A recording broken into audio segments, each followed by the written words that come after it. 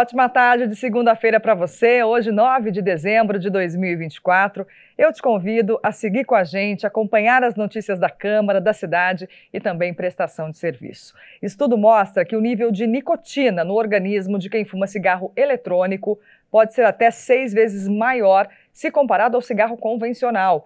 Também vamos falar sobre o hábito da leitura. Pesquisa revela que 53% dos brasileiros não leram nenhum livro nos últimos 3 meses. Os detalhes a gente traz daqui a pouquinho.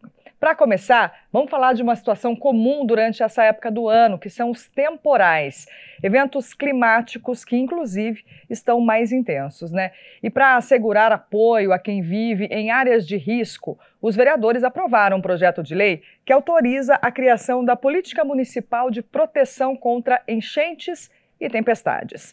A proposta é oferecer abrigo aos atingidos. As imagens assustam. Ruas e avenidas tomadas pela água. Uma cena recorrente em dias de tempestade. Em fevereiro de 2023, as fortes chuvas alagaram 48 casas em diversas regiões de São José, deixando muitos munícipes sem moradia. E para ajudar a resolver esse problema, a Câmara aprovou o projeto de lei da vereadora Dulce Rita, que cria na cidade a Política Municipal de Proteção contra Enchentes e Tempestades para desabrigados e pessoas em situação de rua. Bom, eu acho importante, principalmente pela gravidade ambiental que nós estamos passando agora. Coisas que eram eventos, eventualmente acontecia algum desastre natural, era meio raro, agora não, agora já virou rotina isso. Então, eu acho que a prefeitura tem que se preparar, não só fazendo aquela rede de polícia, disso, daquilo, tem que se preparar numa assistência mesmo às pessoas que são atingidas por esses eventos. A proposta surge como uma estratégia preventiva. De acordo com o documento, os abrigos serão alocados em bairros com histórico de enchentes e desastres naturais, e serão ativados assim que o nível das águas ou ventos fortes representarem risco para a segurança dos moradores. Você tem que estar preparado, porque você já sabe os locais que são suscetíveis a esses eventos. Tem que fazer um planejamento, tem que investir nesse problema.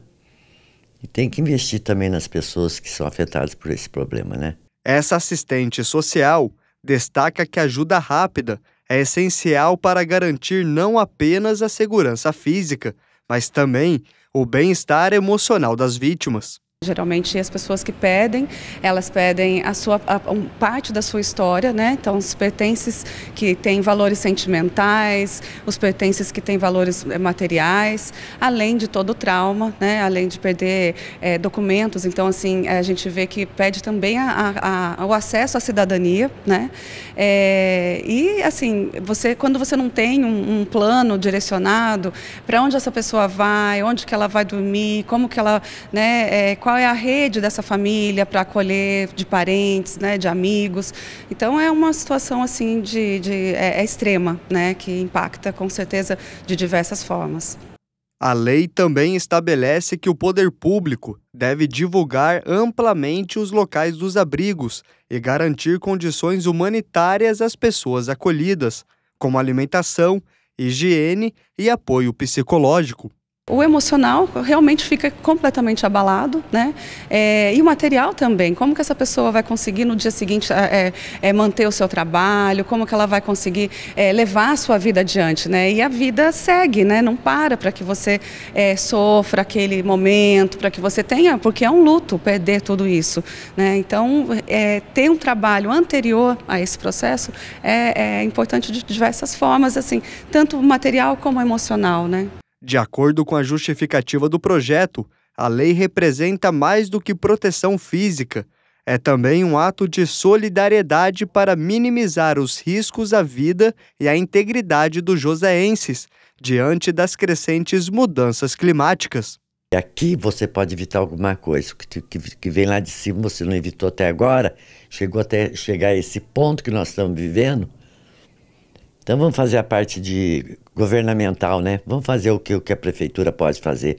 Ainda sobre a atividade parlamentar, os vereadores concederam a Valéria Espechotto o título de cidadã joseense. A honraria reconhece os serviços prestados à comunidade. Valéria Cristina Rodrigues da Silva Espechotto recebeu o título de cidadã joseense em cerimônia na Sala Betinho, na Câmara Municipal. A honraria, destinada a pessoas que não são nascidas em São José dos Campos, mas desempenham um papel de destaque na cidade, foi entregue pelo vereador José Luiz. Ele ressaltou a importância da trajetória de Valéria para a cidade. Ela tem um currículo extenso de pessoa que estudou, que cresceu na vida, que dentro de uma empresa pôde ajudar o crescimento da empresa, a gerar postos de trabalho. Para mim é uma honra também, porque a comunidade foi que escolheu a Valéria. Eu sou apenas um canal aqui que fiz o projeto e no dia de hoje nós estamos entregando esse título merecido para ela, que é a maior honraria que a Câmara Municipal pode dar a uma pessoa. Nascida em Santo André, aos 10 anos de idade, se mudou para Caçapava e, em seguida, para São José. Teve uma vida dedicada aos estudos. Cursou engenharia química na USP de Lorena. Fez carreira na Johnson & Johnson, onde trabalhou por 30 anos, com atuação em diversos países. Entre os destaques da carreira estão a contribuição técnica para a criação da Lei da Cadeirinha no Brasil, vacina da Covid, ambiente livre de tabaco e ações de prevenção ao HIV/AIDS. Eu construí toda a minha carreira, minha família, né? Meus filhos são nascidos aqui, né? Tenho 2 filhos, são nascidos em São José. Eu sempre tive muito acolhimento em tudo que eu tentei fazer aqui, né? E que eu fiz. Familiares e amigos de Valéria estavam presentes na cerimônia para prestigiá-la. O casal de filhos, Bruna e João, falaram sobre o orgulho que tem da mãe. Eu tenho também muito orgulho de ver todo o trajeto da carreira dela, desde de mãe como empresária, né, até ela chegar onde ela chegou. Então, sim, é bem gratificante estar aqui. É muito orgulho ver ela conquistando isso, né, depois de tanto tempo trabalhando, tanto tempo dando tanto para essa cidade. Eu e minha irmã, a gente é nascido aqui e agora é um orgulho que minha mãe também possa ser chamada de cidadã de São José. Valéria, que escolheu São José como a cidade do coração, foi escolhida de volta ao receber a homenagem.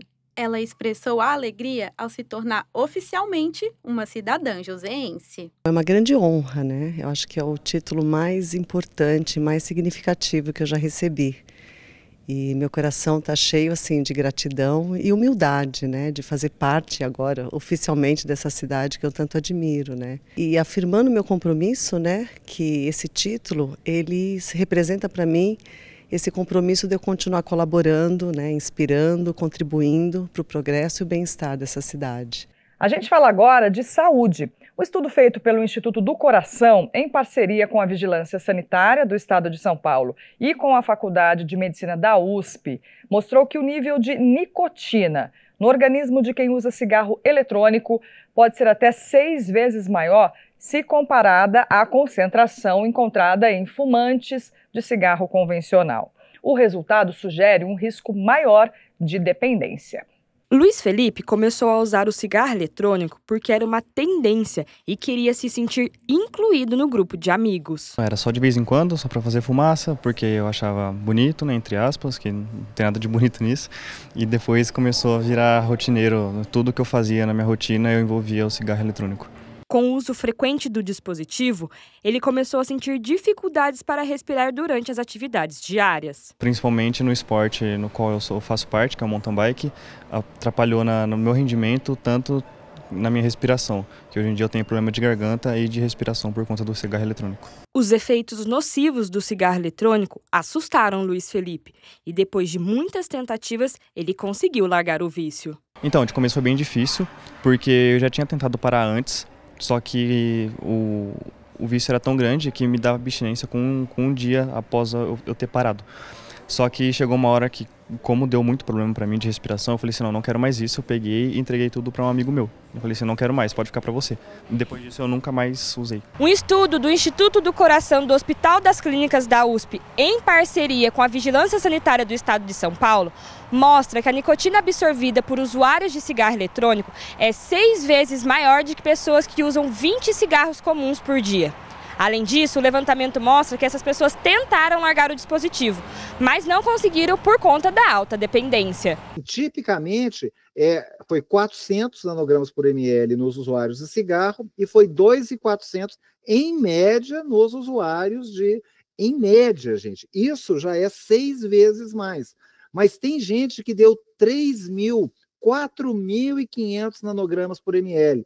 Então, assim, é uma estupidez de dependência à nicotina. Então, são doses elevadíssimas de nicotina que fazem com que é um desafio enorme o próprio tratamento desses fumantes, porque eles estão altamente dependentes, altamente adictos. Essa dependência, ela tem algumas características, assim, a primeira delas é a tolerabilidade, né, então a pessoa vê ao longo, né, do uso uma necessidade de fumar numa frequência cada vez maior para atingir um bem-estar, para atingir os efeitos iniciais, uma perda do controle, né, então a pessoa não consegue escolher direito os momentos em que ela irá fumar. Inicialmente fumava só com os amigos, só à noite, só numa festa. Quando vê, ela já está fumando ao longo do dia, fumando de manhã. Além do potencial de causar dependência, a alta concentração de nicotina aumenta o risco de danos a vários órgãos do corpo. Nos primeiros semanas ou meses de uso, a pessoa pode ter EVALI, que é uma doença respiratória aguda grave, que é provocada, ela aparece muito com a Covid-19. Além disso, a inalação de metais está relacionada, por exemplo, como eu falei, o níquel, com câncer de seios da face, com câncer de pulmão. A inalação de acroleína e dessa massa de partículas ultrafinas com as doenças cardiovasculares. Como eu chamei a atenção, o derrame, que é o AVC, que acontece em idades mais precoces. O cigarro eletrônico, também conhecido como vape, é um dispositivo com um líquido que, quando aquecido por um circuito elétrico, se transforma em vapor. E o risco está exatamente nessa solução, que pode conter 2.000 componentes, entre eles nicotina e até solvente. São mais de 2.000 substâncias, a maioria de natureza ignorada, mas a gente sabe que para poder fazer o vapor tem o propileno glicol. Vapor é um nome enganoso, porque não é vapor de água, é fumaça mesmo. É o propileno glicol e a glicerina vegetal ou glicerol, que produzem a fumaça que carrega a nicotina. Então, a forma como é feito é diferente. Então, existe um aquecimento até 350 graus na maioria dos dispositivos, e aí podem haver, então, no cigarro eletrônico, para produzir essa fumaça, coisas diferentes. O que existe no cigarro eletrônico diferente do cigarro? Níquel, 2 a 100 vezes mais alto nos usuários de cigarros eletrônicos. Outros metais pesados também estão mais presentes. Então, por exemplo, quando você esquenta o filamento ou quando vaza da bateria, você acaba inalando lítio, bário, vanádio, uma série de metais. Um levantamento do IPEC aponta que em 2023, o número de usuários de cigarros eletrônicos no Brasil atingiu 2,9 milhões.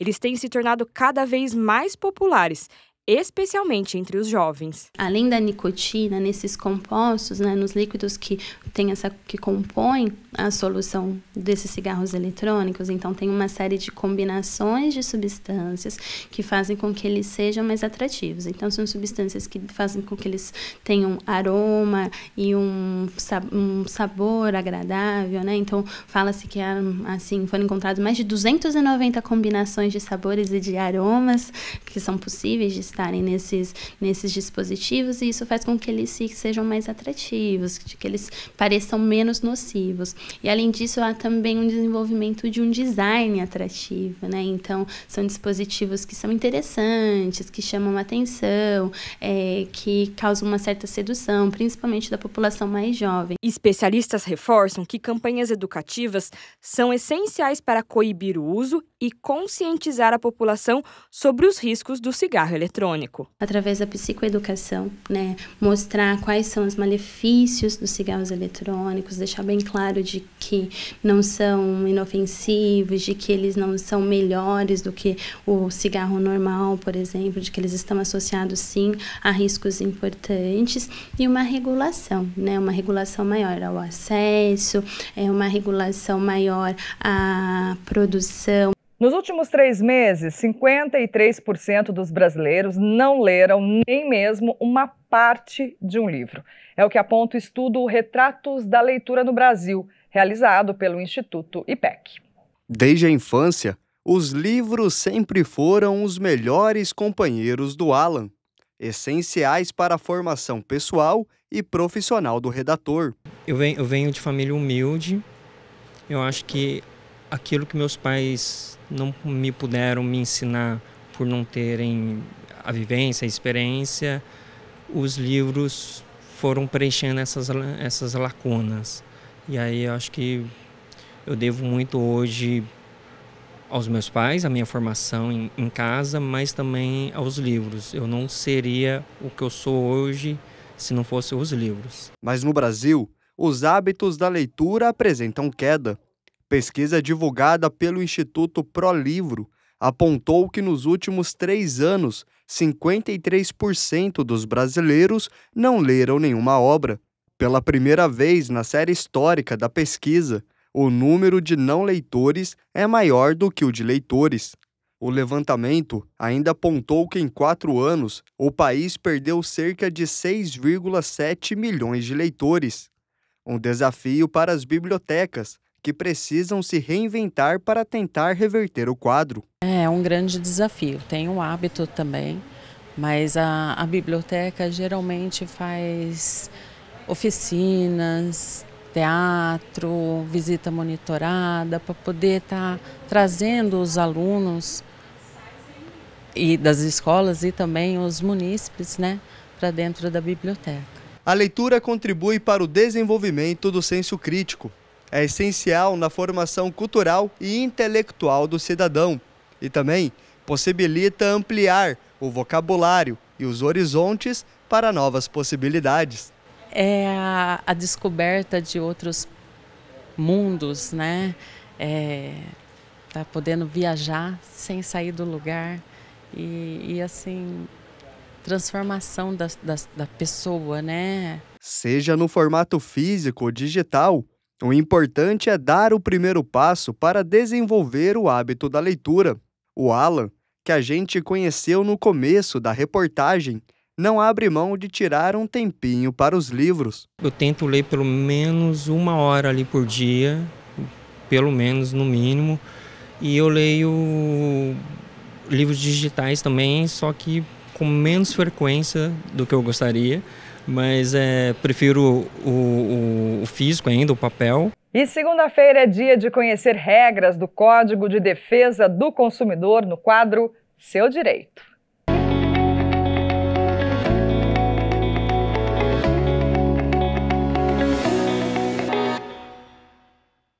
Olá, tudo bem com você? Aqui a gente abre espaço para falar sobre o Código de Defesa do Consumidor.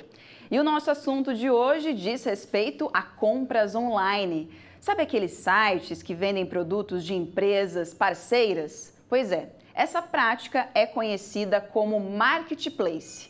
O consumidor compra na plataforma de uma grande empresa, mas quem fornece mesmo o produto é outra loja. Nesses casos, quais são as regras que devem ser seguidas? De qual empresa é a responsabilidade caso o produto não seja entregue ou apresente defeito? Qual das 2 empresas deve se responsabilizar? E aí, qual é o seu direito? As compras efetuadas em marketplace, que são as empresas intermediárias que a gente chama, o entendimento é que elas são responsáveis também junto com os vendedores. Inclusive é um entendimento adotado pelo Tribunal de Justiça do Estado de São Paulo. Nesses casos existe uma concorrência na responsabilidade, tanto do vendedor quanto da plataforma. Então o consumidor tem que estar atento se chegou algum produto para ele comprado pela plataforma do marketplace e tem algum vício, ele pode reclamar tanto diretamente para o vendedor, como ele pode pedir o intermédio do marketplace e caso esses danos não sejam reparados, tanto a parte vendedora quanto a plataforma, eles são responsáveis.